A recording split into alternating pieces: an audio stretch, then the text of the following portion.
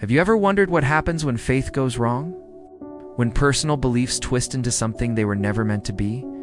Today, we're diving deep into one of the most bizarre and revealing stories in the Old Testament, the tale of Micah and his personal idol shrine. This isn't just an ancient story. It's a powerful lesson about human nature that still echoes today. So who was this Micah? He lived during the chaotic period of the judges in ancient Israel, a time described as when everyone did what was right in their own eyes. It was a wild, lawless era, and Micah's story is a perfect example of this spiritual confusion. It all starts with a bit of family drama. Micah steals a huge amount of silver from his own mother, 1,100 shekels, to be exact. When she finds out it's gone, she places a curse on the thief. Hearing this, a terrified Micah confesses. But here's where it gets strange. Instead of punishing him, his mother is overjoyed. She takes the returned silver and says she had already dedicated it to the Lord to make a graven image and a molten image. So, she takes 200 shekels of that silver, gives it to a silversmith, and they create an idol. Micah then sets up this idol in his house, creating his own personal sanctuary. He even makes an ephod and teraphim priestly garments, and household gods, and consecrates one of his own sons to be his priest. Think about that for a second. In a single act, they've broken several of the 10 Commandments. They've stolen, made a graven image, and set up their own unauthorized priesthood. Micah genuinely believed he was worshiping God, but he was doing it entirely on his own terms, mixing true faith with forbidden pagan practices.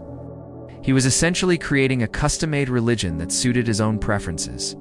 The story gets even more interesting. A young Levite from Bethlehem, a member of the tribe set apart for priestly duties, is wandering around looking for a place to stay and work. He happens to come to Micah's house. When Micah finds out he's a Levite, he's ecstatic. He thinks this is perfect. Now I have a real legitimate priest for my shrine. So he hires the Levite, offering him 10 shekels of silver a year, plus clothing and food. Micah then says something incredibly telling. Now I know that the Lord will be good to me, since I have a Levite as my priest. He saw the Levite not as a guide to true worship, but as a good luck charm, a stamp of divine approval on his already flawed system. He thought he could, by God's favor, that having the right personnel would make his DIY religion legitimate. He completely missed the point. True worship isn't about having the right props or people. It's about having the right heart and obedience to God's actual commands. But the story doesn't end there. Soon, a group of soldiers from the tribe of Dan passes through. They're looking for new territory to conquer. They recognize the Levite's voice, find out about Micah's shrine, and ask the priest to inquire of God if their journey will be successful. The priest gives them a favorable answer.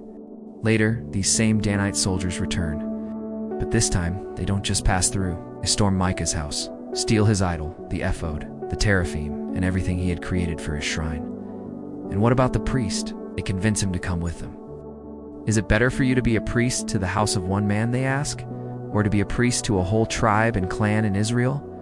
The Levite, seeing a better career opportunity, happily goes along with them, abandoning Micah without a second thought. Micah and his neighbors chase after them, but they are hopelessly outnumbered. Micah cries out, "You've taken my gods which I made, and the priest, and you've gone away. What else do I have?" It's a heartbreaking cry. The very things he created to bring him comfort and security were powerless to protect themselves, let alone him. His man-made religion left him with nothing. So what's the big takeaway from this ancient drama? Micah's story is a powerful warning against syncretism, the blending of different, often contradictory beliefs.